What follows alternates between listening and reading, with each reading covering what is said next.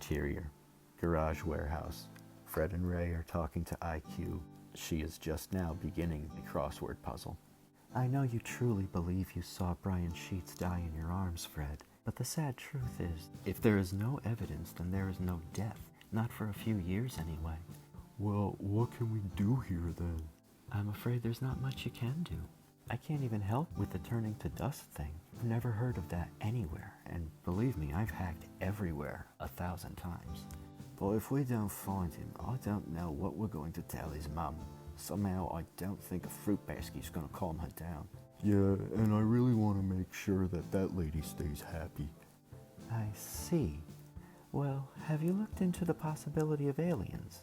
There's only about 14 new intelligent species discovered each year.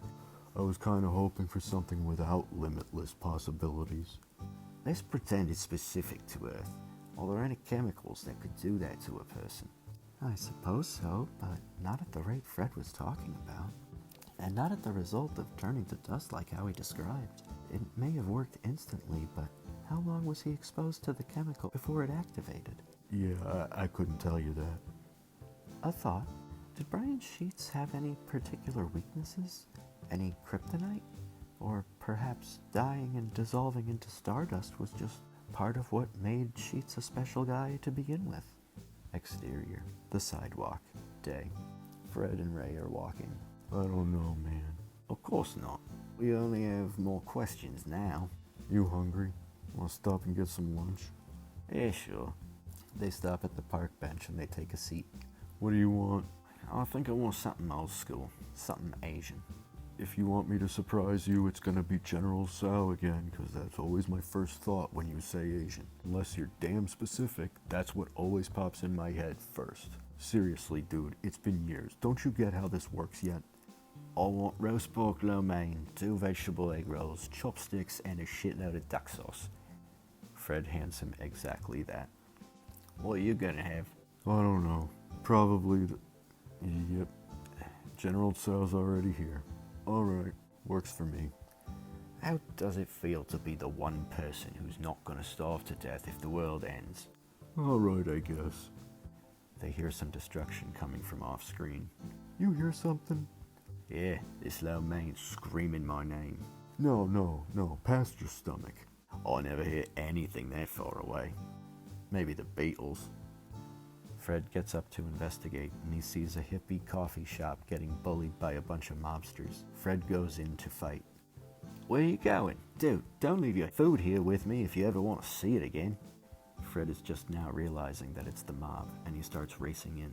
While he's running, he pulls out his mask and his cape, as well as some canisters. He cracks them open and tosses them towards the coffee shop, and they explode like soda. Fred then pulls out a gas mask and an automatic weapon and goes charging into this coffee shop. Coffee tender! I'll have a large cup of your finest justice. Extra sweet and piping hot. Begin the firefight between Fred and 4 gangsters, which leads to Fred killing one of the gangsters and capturing their leader alive. That was amazing. You don't even know what you're doing. You're making the wrong enemies here, Cape. How can we ever thank you? Not to worry, citizen. Fred turns to Rocky, the gangster. As for you, shooting up the place on a bunch of peaceful people. Hey, it's just business. Fred turns to the hippies. What kind of deal did you dirty bastards make with these guys? We're 500 grand in the hole after our commune failed. You stupid, burnt-out, dumb shit hippie. Did you think making deals with the mob is smart? Did you ever see even one De Niro movie? The gangsters laugh. What's that gas that's filling up the shop, man? Oh, that? Don't worry about that. That's just a recipe of mine, made out of several household items, toxic and deadly. But you hippies won't be affected by it with all the other crap that you put into yourselves. Thanks? Not to worry, filthy citizen. The gangster laughs again. Fred turns to Rocky, the gangster. As for you, shooting up the place on a bunch of peaceful people, it's just business. I believe you. Fred turns to the hippies. Now, do the right thing and pay your debts. We can't, man. We're 500 grand in the hole after our commune failed. We were hoping that this would help us raise some money. The gangsters loaned us the money so that we could get this place. They said that they were partners with us. If we make money, we get robbed. If we lose money, we get raided. The tailor said we had nothing to worry about as long as we paid. But business is bad and we've been raided all week. Well, no shit. You thought you could pay off a $500,000 debt by selling coffee? Are you stupid? Dude, you are totally screwed. Maybe you shouldn't trip out so much and you'll learn a thing or two about priorities. My advice to you: fold the business, sell everything you own, and give every dime you have to whoever you were stupid enough to make a deal with. Then maybe move to Alaska. Maybe come back after about 30 years and a few showers. You're our hero? The gangster laughs again. Fred pointing to the gangster. And you. I understand that business is business. I'm sorry about your pals, but I have this issue about helping the helpless.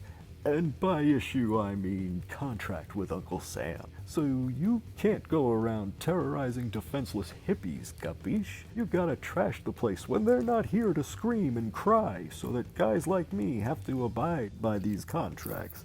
I mean, willingness to help our fellow man, etc. and so forth. Bottom line, I don't see you guys as the bad guys here. Fred frees the gangster. What the hell? Business is business. Go. You're good.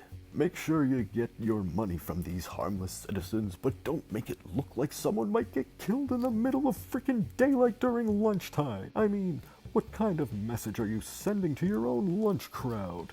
The what? They say you need just as much smarts to make a crooked million as a straight million. I'm willing to bet that you're smart enough to get what you want without screaming hippies wetting themselves in broad daylight. So, silence says, you're getting warmer now. Be creative. Yeah, creative. Now get the hell out of here. Fred pulls out a bazooka. The gangster runs like hell from the coffee shop. You're just gonna let him go? He's a gangster. He's a debt collector. Pay the man.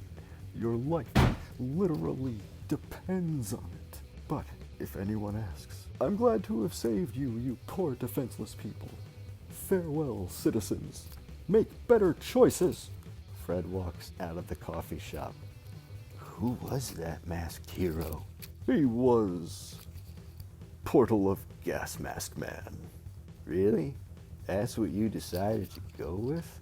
I'm not stupid enough to say my name in a building co-owned by the mob. Hey, hero, aren't you gonna help us clean this place? I just saved your ass, and you expect me to wipe it for you too? Exit Fred. Exterior, the park bench. Day. Fred returns to find that Ray has already finished his lunch and is sitting waiting for Fred. Did you save the world? Is humanity in your debt? Yeah, safe to go outside again. Good. All right to give up all this. Several pretty women walk up to Ray. Oh my God, it's you. Can I have your autograph? Me too. You're my everything. Yes, I know. I get it all the time. Anyone got a pen? Three pretty hands hold up pens. And then Fred's hand holds up a pen too. Ray takes one of the pens and scratches his cheek with it. Hey Fred, you still got those photos? Fred pulls out some photos of Ray and the band. All right, what do you want them to say? To Cheryl, my hottest fan. To Edna, my Jewish daisy. To Shelley, and then your phone number. All right. There you go, ladies. Thank you for listening to the music. The women leave. What? There's no justice in this world. That's funny coming from a superhero.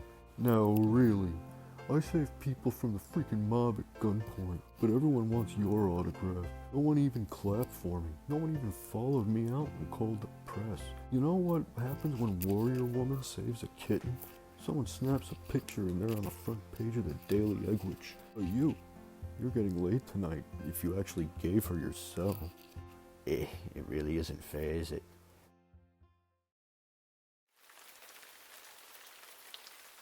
Interior. The fruit cake. Fruitbat is conversing with Albert in front of his computer in full garb, even though he's not going anywhere, nor is he planning to go anywhere. You should probably get some rest before you go out patrolling tonight, sir. I'm trying to figure this out, Albert. The mask is seen falling, and there's no record of him flying. There was no air traffic that night either. I'm certain Supreme Man had something to do with that. Not to worry, sir. I'm sure the simple answer... Fruitbat holds up a photograph with the time of the photo. He was in Toronto that moment, saving Rogers Stadium from CN Tower that was falling on it. Fruitbat holds up a photo of a dead red Castor Vega. This Cape crash landed out in front of Fat Tommy's Gentleman's Club at exactly 7:31. Fruitbat holds up a picture of a blur flying through Border Patrol with the time. Supreme Man was across the border from 7:26 to 7:41. He would have been back sooner, but he stopped at Timmy's for a maple donut. Fruitbat holds up a picture of Supreme Man standing at a drive-through window. Hey, don't look at me. You know I didn't vote for corner-to-corner government surveillance, but if the place is public, then everyone knows where you are, and you can access it. What did I do wrong? Very creepy, sir. But the strangest thing is what happens to the mask after he falls. He just vanishes. Gone. No camera picks him up anywhere. Well, that rules out Supreme Man, but it still could be any number of others. If I were to guess, it would be someone on your side. As for the vanishing, well, maybe that was who he was. Maybe it's what he does. He was Red Castor Vega. He was indestructible. Nothing about flight, teleportation, or anything like it. You know, every second you're here, sir, you're wasting valuable time that you could be resting. Yes, I know. You're right. It's not my problem. I just don't like it. Since you've decided to take on the criminals of the night, we've both seen more disturbing things than someone vanishing. I'm actually surprised that this has piqued your interest. I did a job with him lately. He's a stand-up guy. I'd hate to see that we lost another good guy. I understand, sir. I'm sure if it were something to worry about, word of it will reach your ears before long. I suppose so. I guess I probably should get some sleep. Very good, sir. Do you need help getting apart from your suit, or can you do it yourself tonight? I can handle it. You're a big boy, sir. I'm a big boy.